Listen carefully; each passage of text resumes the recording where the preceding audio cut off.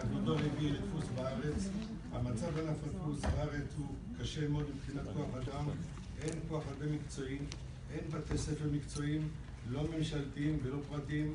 אני זוכר את עצמי, לפני 50 שנה היו בתי ספר גם בתל אביב, גם בירושלים, בכל מיני מקומות, גם בכפר חב"ד, לדפוס כולל ציוד ומכונות. אני זוכר את עצמי כשהיינו מתגייסים לצבא, כבוד היושב ראש, היה לנו מקצוע ביד. כל החברים שלי, בעלי מקצוע, היה לנו מקצוע ביד, ככה המשכנו כל השנים. היום העובדים שלנו מאוד מבוגרים, הם לא יכולים להתמודד עם טכנולוגיה חדשה. בענף הדפוס כל הטכנולוגיה היא חדשה מאוד, ולא ניתן טכנולוגיה חדשה.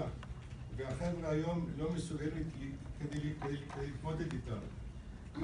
מה שאני מבקש ושצריך לעשות, לפתוח בתי ספר כולל ציוד, לא רק עיוני, אלא גם מעשי. יש מפעלים בחו"ל שמוכנים לספק לנו ציוד, אבל צריכים פה מסגרות לימוד. תודה. אנחנו נכניס גם את הבן שלך לפרוטוקול שלנו. שם? שמי לירון ענב.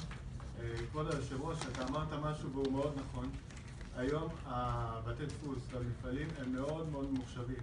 היום המכונות שלנו עובדות על ווינדוס, יש לך מערכות פנאומטיקה, רובוטיקה, מכניקה, הן מכונות שהן עולות מיליונים, מכונה ממוצעת זה 8 מיליון שקל, ואתה אמרת משהו מאוד חשוב.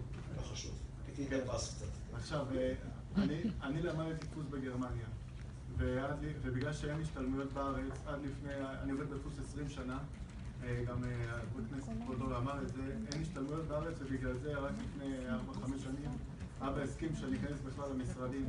הייתי עובד רק ברצפת ייצור, הייתי 4 שנים טפס, אחרי זה בתעשייה, ובגלל זה אנחנו היום משתדלים כמה שיותר ללמד אצלנו, אבל אין אצלנו לימודים, אין לימודים. ומה שזה גורם והכי חשוב זה נגרם ירידה בתפוקה.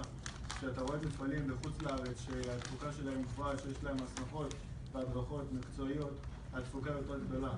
היום, כמו שאמרנו, בטורקיה מתחרים איתנו חזקים, והם לוקחים עבודות, היום עבודות של אליט, שאנחנו יכולים להדפיס אצלנו, הם יוצאות להדפסה בחוץ לארץ בטורקיה. תודה, אדוני.